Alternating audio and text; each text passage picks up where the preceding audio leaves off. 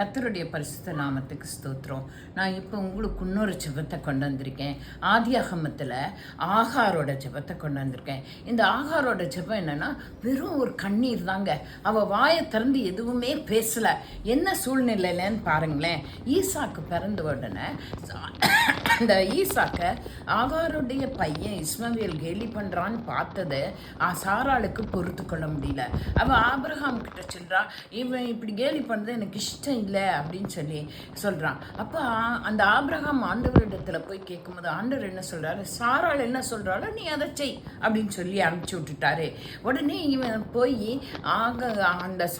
அந்த ஆகாருக்கு ஒரு துருத்தியில் தண்ணியும் சில அப்பங்களையும் கொடுத்து அந்த ஆகாரையும் இஸ்மவேலையும் வீட்டிலேருந்து அனுப்பிச்சி விட்றான். நீ போய் எங்கேயோ பொழைச்சிக்கோன்னு சொல்லி இந்த ஆகார் போய் பையனோட சேர்ந்து வனாந்திரத்தில் அலைஞ்சு திரிஞ்சு சில நாட்களுக்குள்ளே என்ன ஆயிடுச்சுன்னா, தண்ணி தீர்ந்து போச்சு, அப்பம் தீர்ந்து போச்சு, எல்லாம் தீர்ந்து போச்சு.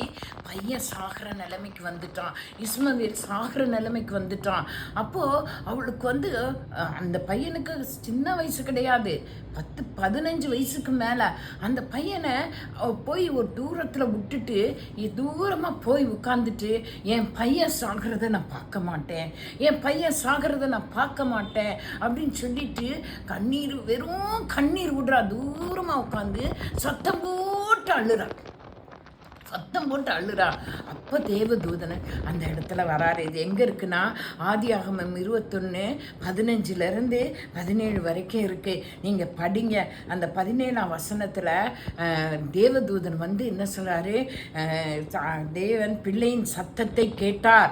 தேவன் வனாந்தரத்தில் ஆகாரை கூப்பிட்டு, ஆகாரே உனக்கு என்ன சம்பவித்தது, பயப்படாத, பிள்ளையே இருக்கும் இடத்தில் தேவன் அவன் சத்தத்தை கேட்டார். தேவன் என்ன பண்ணுறாரு, அந்த பையனோட சத்தத்தை கேட்டுட்டாரு. பையனோட சத்தத்தை கேட்ட உடனே சொல்யூஷன். பயப்படாத, அங்கே பாரு, திரும்பி பாரு அப்படின்னோடனே அங்கேருந்து ஒரு தண்ணி ஊற்றி வந்துச்சு. அந்த தண்ணியில் குடிச்சிட்டு அந்த வனாந்திரத்துலேயே அவள் வாழ்ந்து ஆண்டவர் அவளுக்கு வாக்கு பண்ணபடி ஒரு பெரிய ஜாதியாக அது மாறிடுச்சு. ஆகார் வழியில் சந்ததியில் ஒரு பெரிய ஜாதியே வந்துடுச்சு. ஆண்டவர் அப்படி தாங்க ஆசீர்வதிப்பார். நல்ல ஜெபம் பண்ணுங்க.